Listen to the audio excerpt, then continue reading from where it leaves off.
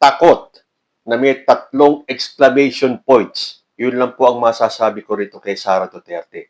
Takot. At hindi lang takot, kundi takot na takot. Pinaglululoko na lang po tayo ni Sara Duterte. Pinapaikot niya ang isipan ng taong bayan into believing na magaling siya, mataas ang survey niya, siya ang mananalo sa 2028. Pero tulad nga ng sinabi ni NBI Chief Attorney Melvin Matibag, allergic po si Sara Duterte sa accountability. Sabi ko na may niluluto na naman tong kampo ni Sara Duterte pagdating dun sa pinasasagot sa kanila ng House of Representatives para po sa kanyang impeachment case. O hindi nga ako nagkamali. Dahil sumagot na po ang kampo ni Sara Duterte. Pero may panibagong drama na naman. Sabi dito sa Philippine Star, VP Sara files answer ad cotellam on impeachment complaints.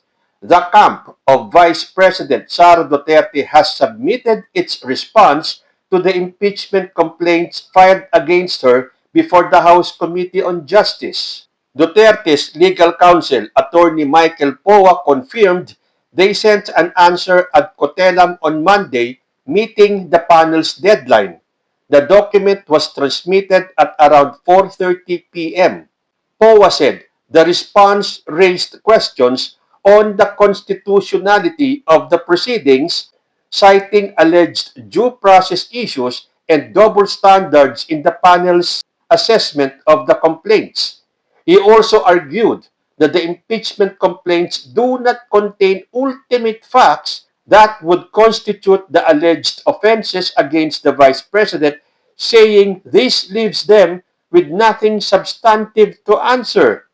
Poa declined to say whether Duterte's camp will elevate the matter to the Supreme Court of the Philippines. Naniwala na kayo? Inuuto na lang tayo ni Sara Duterte. Pinapaikot niya tayo, pinaglololoko na lang tayo ni Sara Duterte. Akala naman niya, mabubudol pa niya tayo, maloloko pa niya tayo, mapapaikot pa niya tayo. Yes, meron pa sila mapapaikot, yung mga DDS. Sila-sila na lang po ang maglokohan at magbolahan. Pero hindi po the rest of the Filipinos. Dahil alam na po natin ang galawan ni Sara Duterte. Kita nyo? Delaying tactics na naman ang ginagawa nila. At may balak na naman na i-elevate sa Supreme Court. Kapag nakialam na naman ang Supreme Court dito, tanggalin nyo na yung powers sa House of Representatives para mag-impeach ng mga impeachable officials. Bigay na lang natin sa Supreme Court yung power na mag-impeach ng mga opisyalis natin. Tanggalin nyo na yan sa House of Representatives kung makikialam na naman ang Supreme Court dito sa pangalawang impeachment case ni Sara Duterte.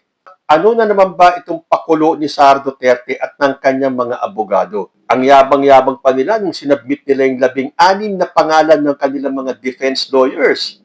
Tapos ganito lang pala ang isasagot nila.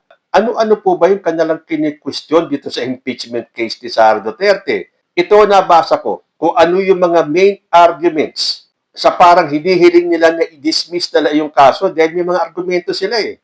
So sabi dito, what are the main arguments for dismissal na hinihingi ni Sara Duterte? Una, timing and past rulings. Sabi niya, the complaints violate a previous Supreme Court ruling that barred impeachment proceedings against her until February 6, 2026. She claims these new complaints were filed too early and simply recycle old accusations that were already thrown out. Pero teka muna, di ba yung final nung February 2 ay isinantabi na nga ng House? Meaning out na yon. So bakit sasabihin nila na na-violate na naman daw yung Supreme Court ruling? So kung hindi man pumasa yung February 2 complaint and yung 4th complaint, di ba pasok? Tapos bukod daw sa yung mga complaints ay filed too early, simply recycled old accusations daw that were already thrown out. Teka muna, anong tinrow out ng Supreme Court yan? Ang pagkakaalam po natin, ang dahilan kaya binasura ng Supreme Court itong unang impeachment case ni Sara Duterte last year ay dahil sa teknikalidad. Hindi po sinabi ng Supreme Court na yung mga akusasyon were already thrown out. Unless binago pala ng Supreme Court yung desisyon ng hindi natin na naman alam. Hindi ba nagsalita pa ang Supreme Court na hindi daw nangangahulugan Naligtas na si Sara Duterte sa mga akusasyon dahil teknikalidad po ang naging problema daw ng House.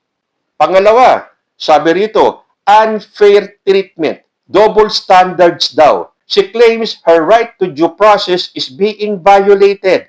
She points out that the House Committee quickly dismissed similar complaints against PBBM but is aggressively pursuing the complaints against her using much lower standards for evidence. Ayan na naman ang kampo ni Sara. Ituturo na naman nila sa iba para mawala yung isipan ng tao sa kanya.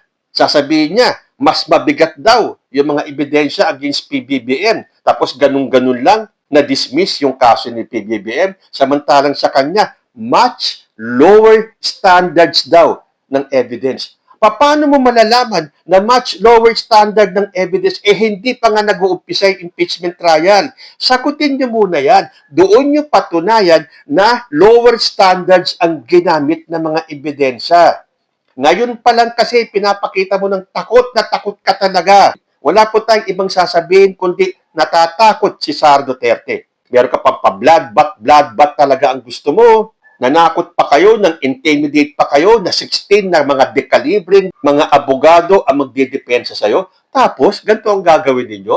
Ko-questionin nyo lang pala itong impeachment case at kung ano-anong sasabihin nyo para lang isipin ng taong bayan na hindi ka dapat ma-impeach. Ito, dapat mo nang sagutin ito. Hindi na po pwedeng manloloko kayo, mambubudol kayo, mang-iikot kayo ng isipan ng taong bayan. Hindi na po pwede yan. At sinasabi ko sa inyo, kapag nangialam na naman ang Supreme Court dito, aba itanggalin nyo na po yung impeachment na yan na sole power ng House of Representatives.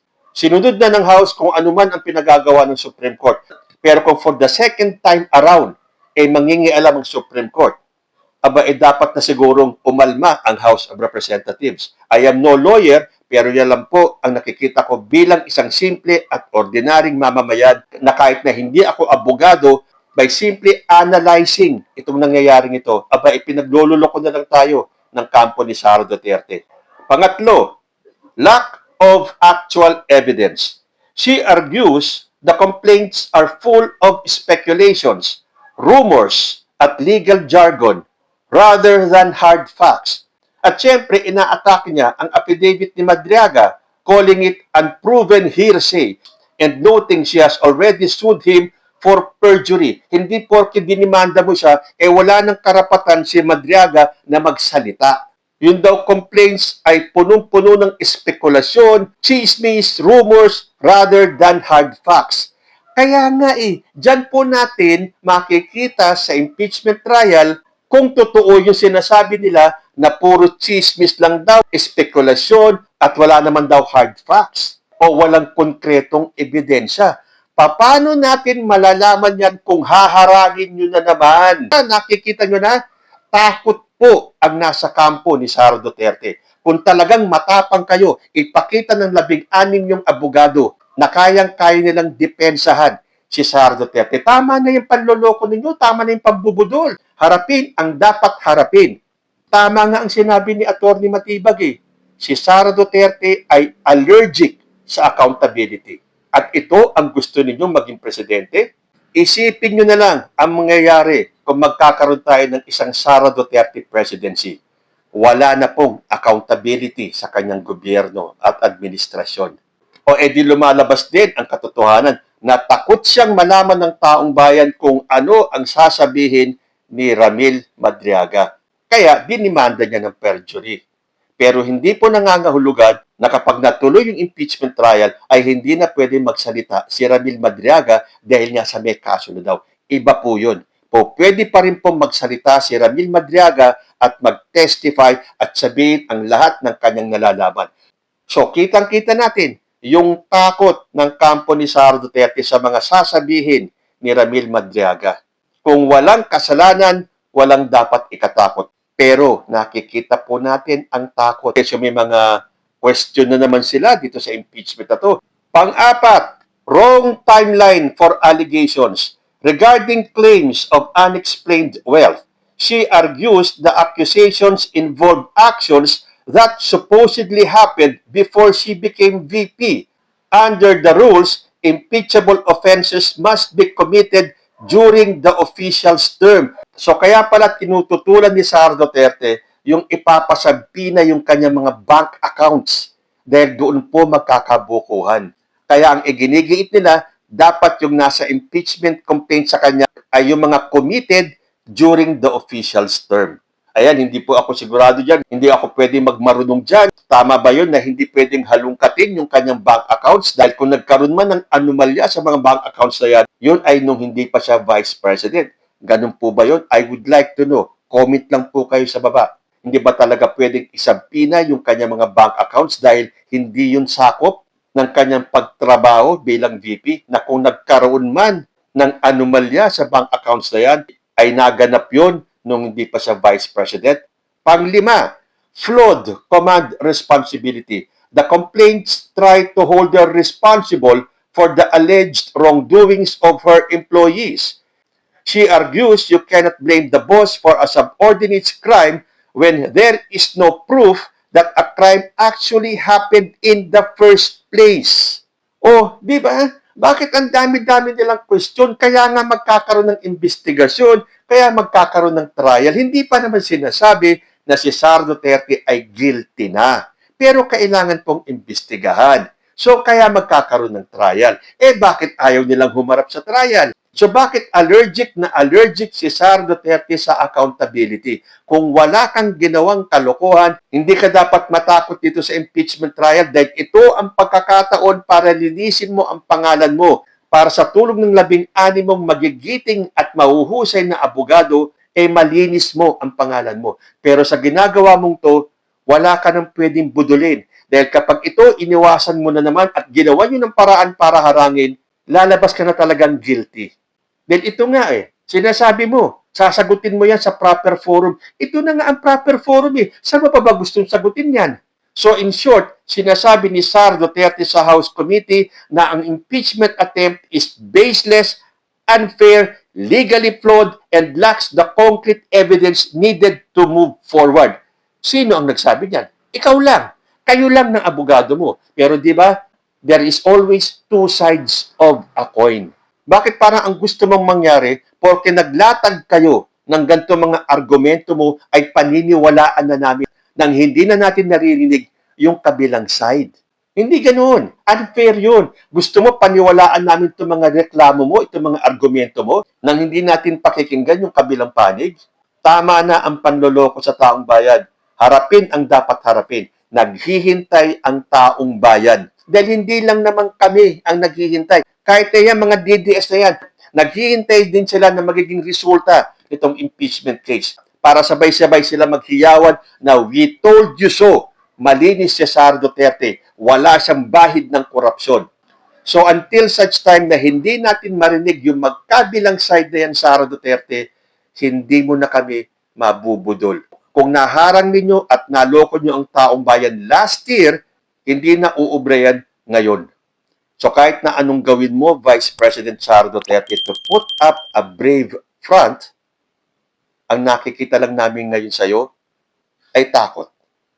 Kayo po, ano ang masasabi ninyo? Comment lang po down below and I will see you in my next video. Diyos ti Agnida.